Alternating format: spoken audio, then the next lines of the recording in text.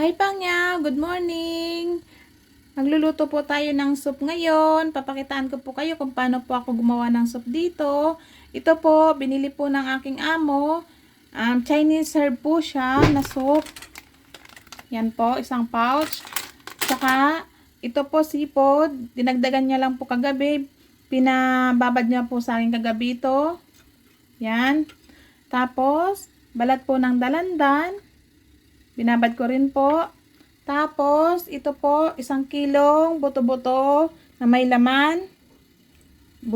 Binili ko na po siya. Binabad ko na rin po yan sa asin na may tubig. Nigasan ko po at ito po, papakuluan ko po siya sa luya.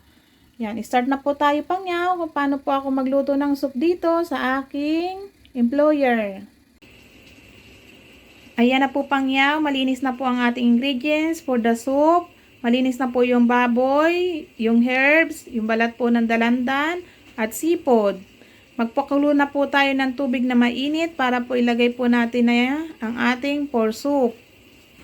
Ayan na Pangyaw, nakapagpakulo na po ako ng mainit na tubig. Ilagay na po natin ang ingredients. Unahin natin ito Pangyaw, yung baboy, ilagay sa tubig.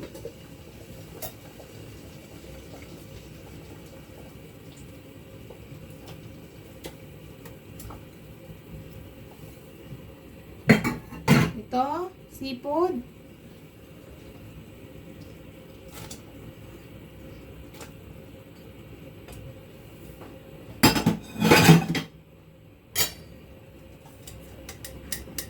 Balat ng dalandan.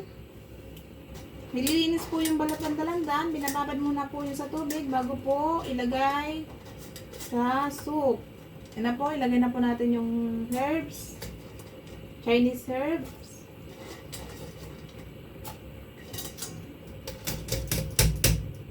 Yan.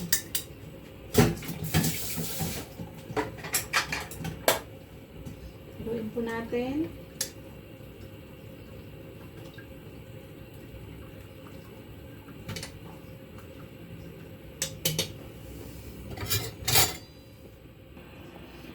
Ayan Pangyaw, nakikita ninyo.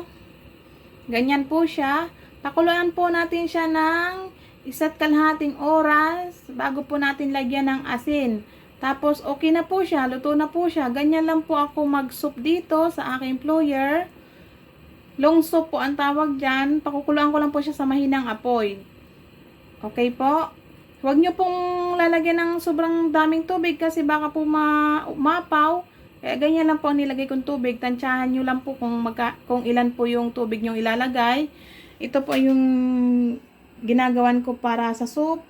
Kasi po termo po ang tawag dyan. Mamaya papakita ko po sa inyo kung ano po ang ibig sabihin ng termo.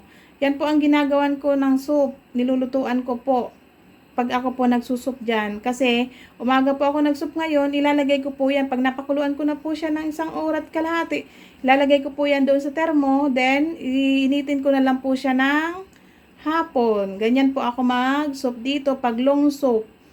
Para po hindi po ako maaligaga pag hapon mag-soup. Yan, Pangyaw. Okay po?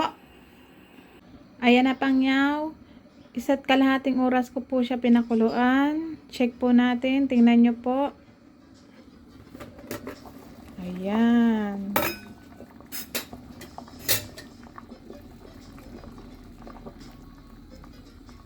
Ito pong brown dates.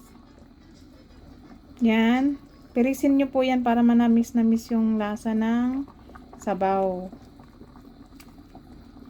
Diba? Kita nyo po.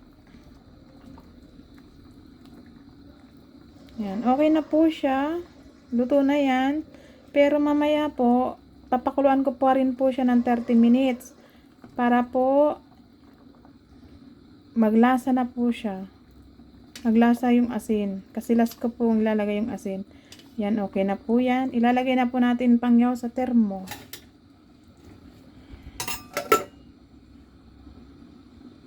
Ayan Pangyaw, ang sinasabi ko sa inyong termo. Diyan ko po ilalagay ang soup na ginagawa ko po. Yan. Tingnan nyo po. Yan. Maghapon lang po siya dyan.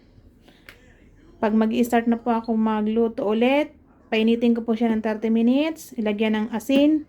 Okay na po siya. Luto na po siya. Ganyan lang po ako mag-soup. Dito sa employer ko po. Hi Pangyaw, pinakuluan ko na po ulit yung ating ginagawang soup. Ito po, pinakuluan ko na po siya ng 30 minutes. Tingnan nyo na po. Kumukulo na po siya. Haluin po natin para makita ninyo po. Oh, ayan po. Ito pong pula-pulang nakikita nyo po, Chinese serve din po yan. Huli po yan nilalagay ha. Para may decoration po yung soup nyo. Lagyan na po natin ng 1 tablespoon salt. Tapos, pakuluin po natin siya ng, yan, 1 tablespoon soup. 1 tablespoon salt. Yan. Pakuluin po lang natin siya ng mga 10 minutes. Patayin na po natin. Ayan, Pangyaw. Napakuluan na po natin ng 10 minutes. Ayan, okay na po siya. Patayin na po natin siya, Pangyaw. Yan. Ganyan lang po kasimple magluto ng soup.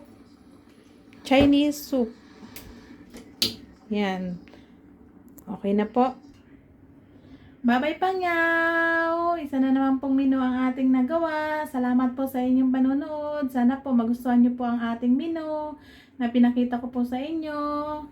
Ingat po tayong lahat. Kung nasaan naman po kayo. God bless po. Ingat, ingat lagi. Bye-bye!